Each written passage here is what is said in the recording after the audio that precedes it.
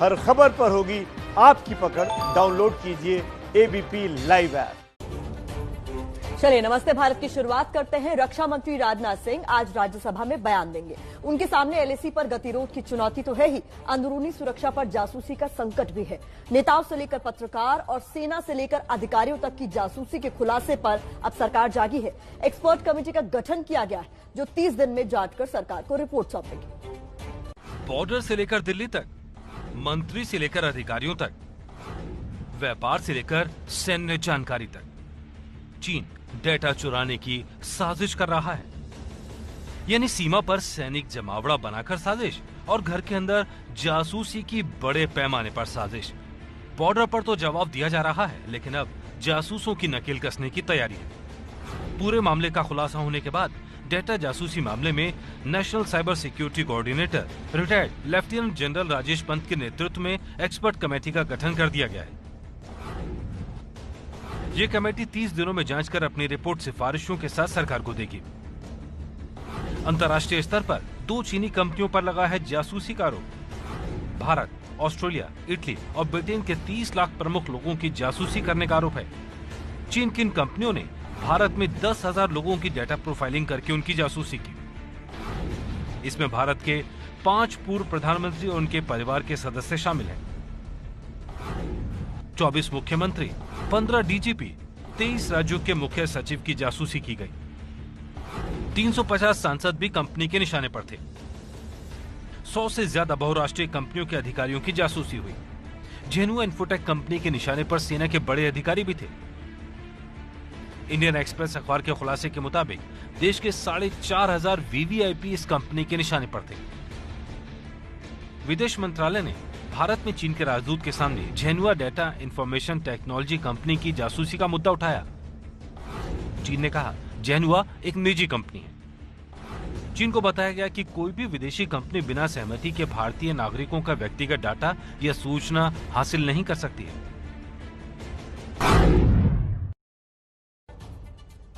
चीन की जासूसी मामले में अगले 30 दिन में दूध का दूध और पानी का पानी होगा।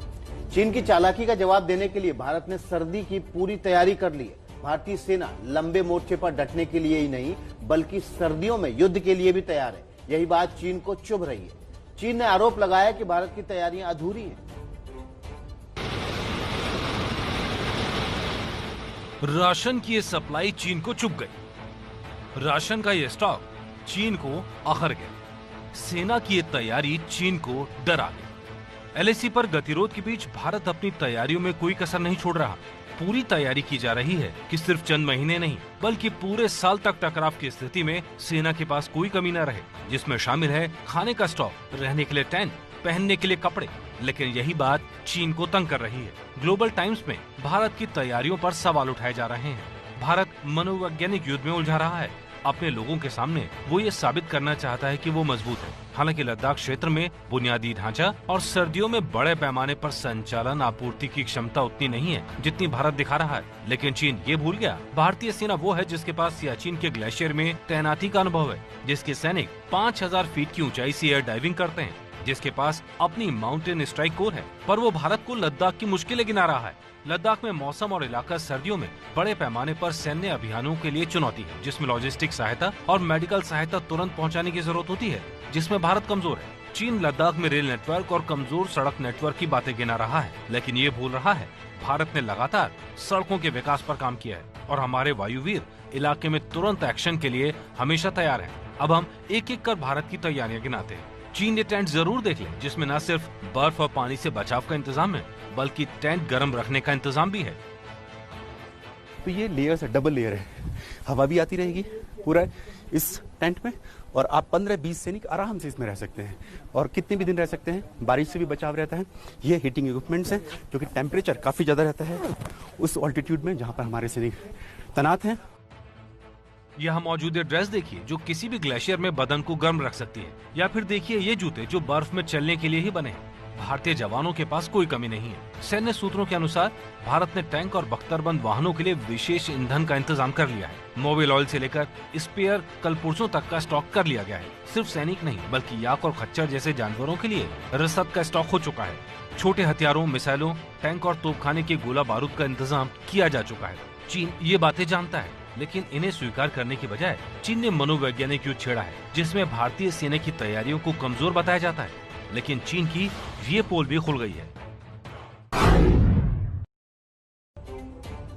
दरअसल हुआ यह है कि केंद्रीय रक्षा मंत्री राजनाथ सिंह की संसद में सीधे बोल से चीन तिलमिला गया है।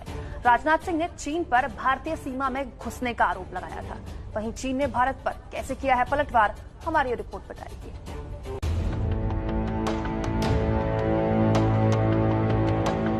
एलएसी पर चल रहे हर एक्शन पर चीन की निगाहें हैं।